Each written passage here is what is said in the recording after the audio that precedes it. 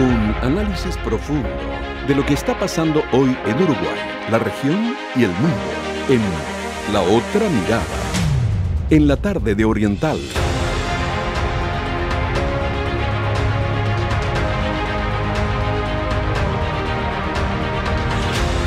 Bueno, amigos, estamos a las 16 horas, casi 40 minutos, en una tarde que sigue siendo gris, está fresca.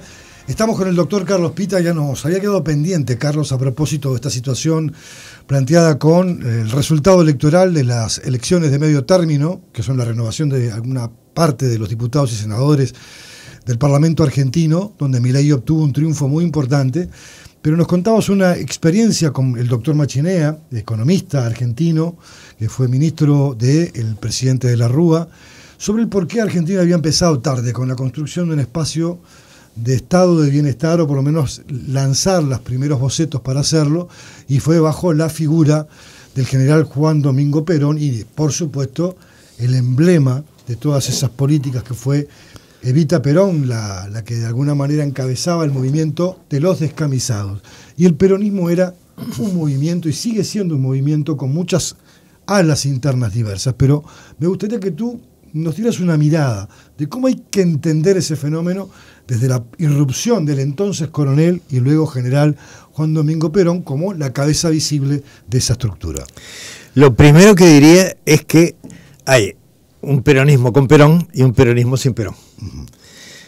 Empezando por el peronismo con Perón, había en el sistema político de entonces de Argentina un desgaste muy grande y al mismo tiempo una situación social muy triste, muy pobre. Yo creo que terminamos la primera intervención hablando de que la movilidad social ascendente había sido la característica que provocó que tanta gente todavía hoy siga autoidentificándose como peronista. En la Argentina, Juan Domingo Perón tenía una concepción de la organización del Estado de carácter fascistoide. Él creía que en los organismos representativos deberían estar representadas las corporaciones. En una organización de una concepción de un Estado fascista. Con el fascismo con el que se lo vinculó muchas veces en la historia, ¿no? Que además tenía excelentes relaciones con la Alemania nazi y con la Italia de Mussolini. Y con la España franquista. Y con la España franquista. La trilogía del fascismo, digamos. Del nazismo y del franquismo, que son muy parecidos. La cuestión es que ese aspecto político lo acompañaba de un profundo sentido de solidaridad con los más vulnerables, con los más humildes, y de voluntad de que la gente pudiera tener un mejor nivel de vida producto de su esfuerzo y de su trabajo, y de la oportunidad de mejorar y de elevar la misma a través de su familia y de sus descendientes. Que elija un zapatero para ser médico. La famosa frase que nosotros acá usamos mucho, que es esa, él aplicó también el tema de que el hijo de un zapatero, si quiere ser médico, que pueda intentar serlo. Y eso significa que haya posibilidades de estudiar en un lugar donde no sea necesario tener mucha plata para poder ingresar. O sea, que el ingreso sea gratuito, o que tenga una contribución producto de un impuesto, pero que lo paguen proporcionalmente los que tienen más y los que tienen menos. Esa idea que se ejemplifica en este tema del zapatero y el médico se transmitió a todos los planos de las políticas sociales.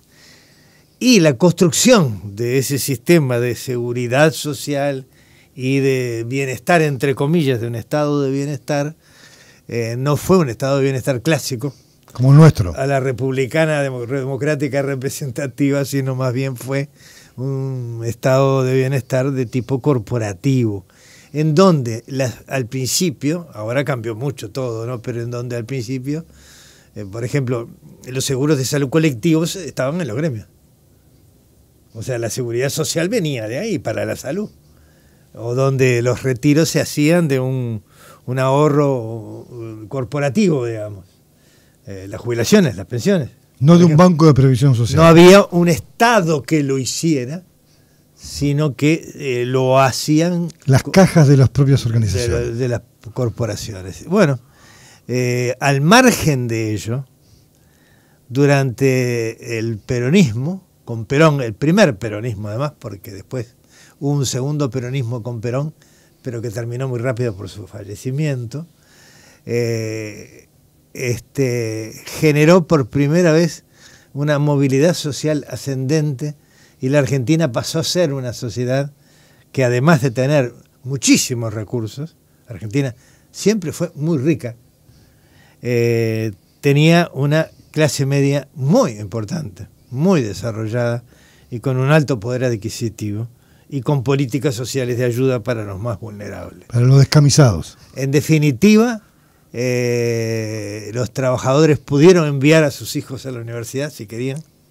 No digo todos, pero muchos pudieron hacerlo, y se generó ese fenómeno tan apreciado y tan deseado por toda sociedad democrática y por toda ciudadanía que quiera superarse en la vida.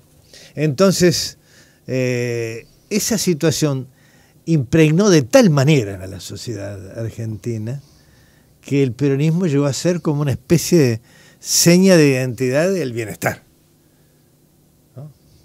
Después que Perón desaparece, se producen en su seno, o yo diría antes, pero ya en el exilio Perón.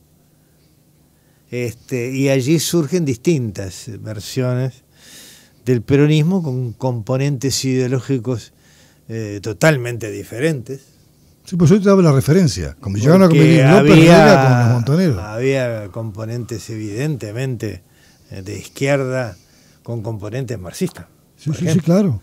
Había componentes de revolucionarios que seguían las teorías foquistas del Che Guevara, y guerrillas en ese sentido organizadas que tuvieron un peso enorme desde el punto de vista político y militar, además, como guerrilla insurreccional, y se fue derivando en una serie de ramas que luego se expresaron hasta no hace tanto tiempo y hoy en día también en ramas más conservadoras, más de centro y un poquitito de izquierda de lo que hoy es el peronismo.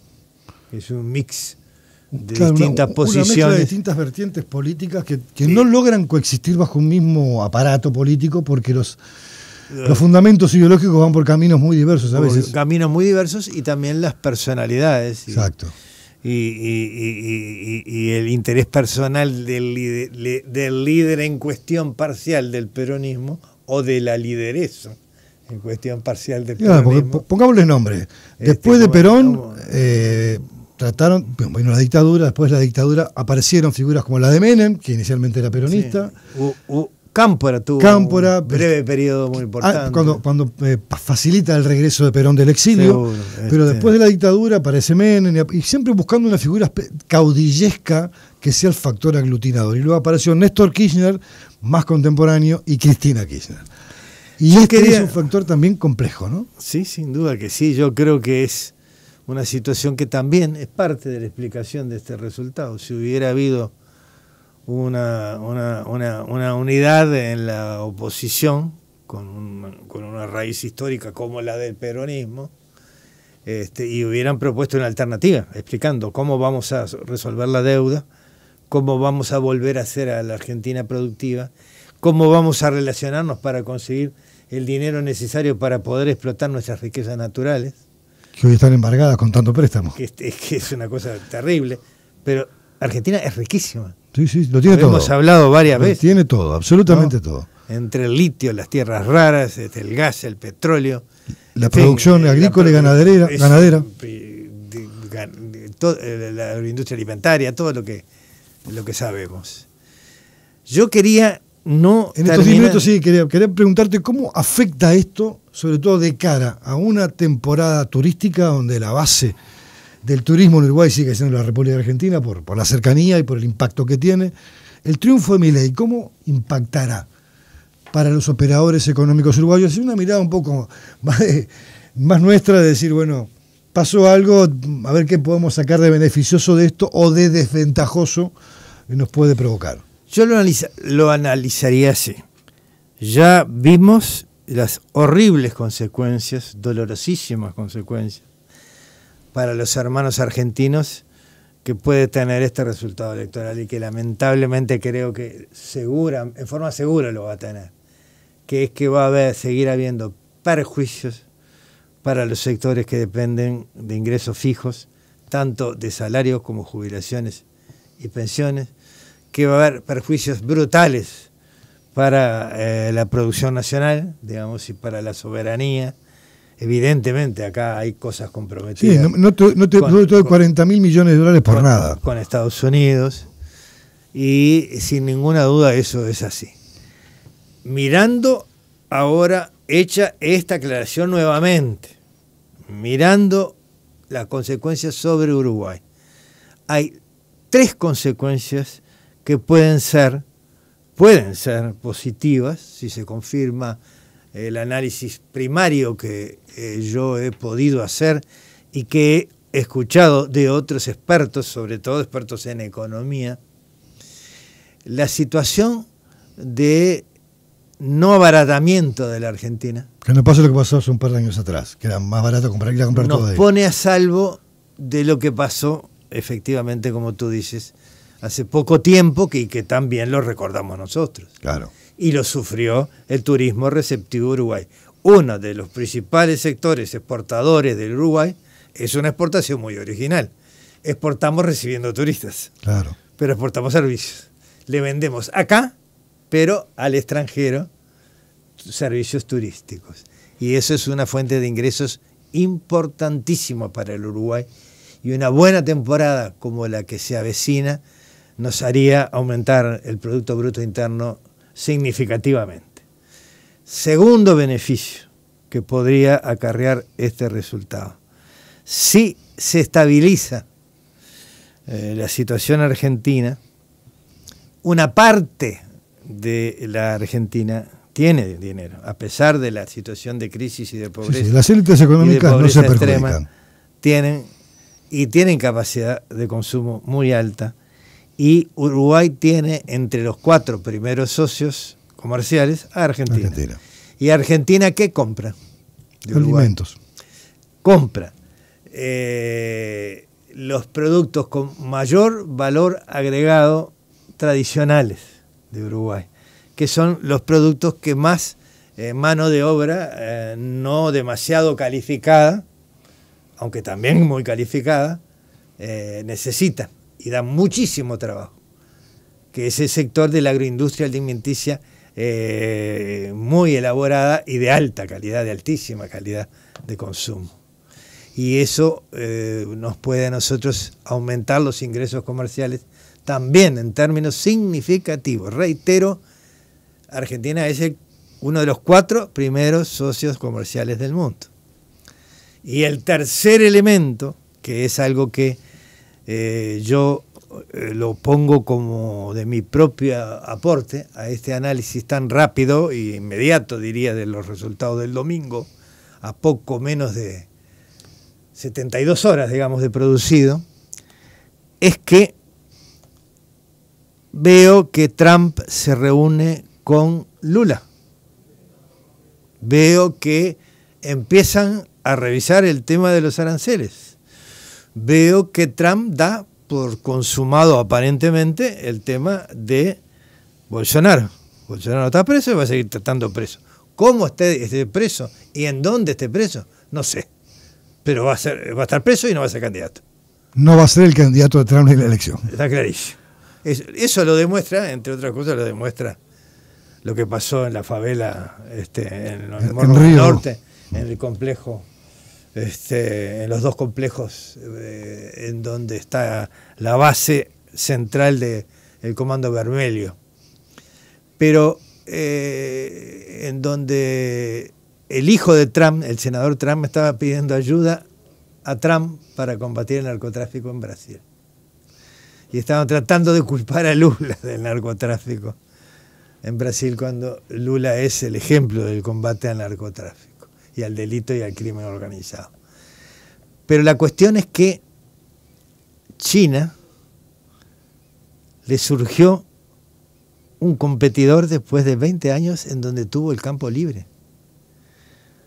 Hace 20 años que Estados Unidos, después de que caducaron el Tratado de Libre Comercio, ¿te acuerdas de en el gobierno de Tabaré?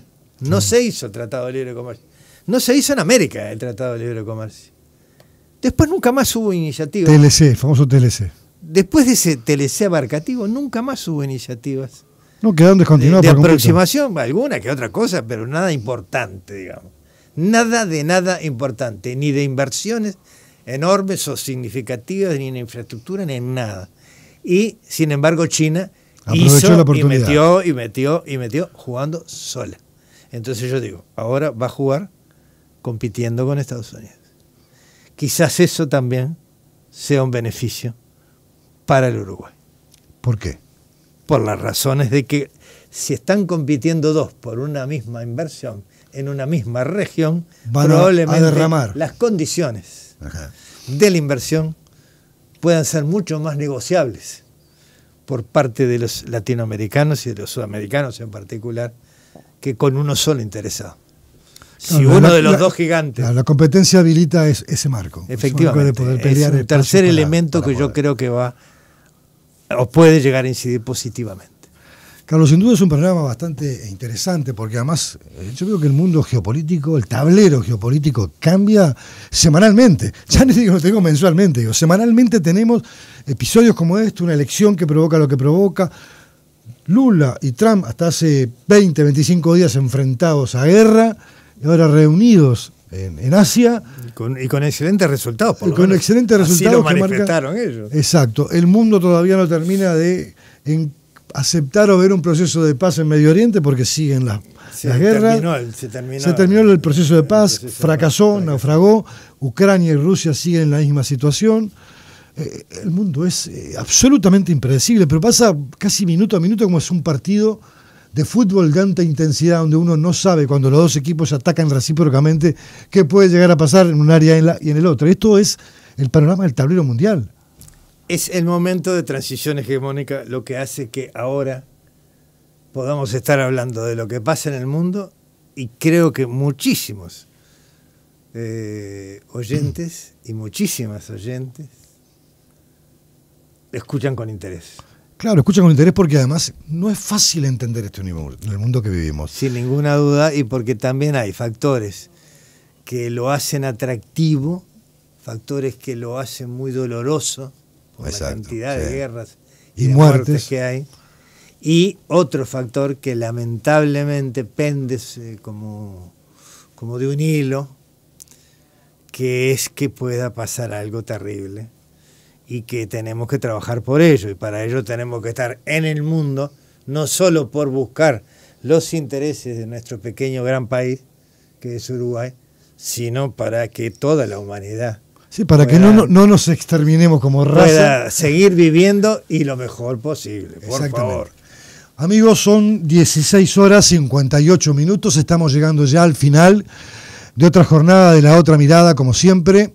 Les invitamos a poder sintonizar esta propuesta periodística, abarcativa, con la conducción siempre brillante y cálida de Mariela Cigarán, cada jornada a partir de las 14 horas. O sea que la invitación queda extendida para mañana a las 14 horas. Agradecerle a Juan Antonio Castro en los controles de emisión de nuestro programa y de la radio, por supuesto a Jared Vázquez en la producción periodística, y a Mateo, que siempre son colaboradores indispensables para que toda la propuesta pueda cuajar de la forma en la que la hacemos. Siempre estas jornadas de los miércoles tratan de ser un espacio de un café imaginario donde desplegamos ideas, charlas, conversaciones y conocemos un poco más la realidad que habitamos, dentro del país, fuera del país y en la cotidianeidad que nos da sentido y razón de ser.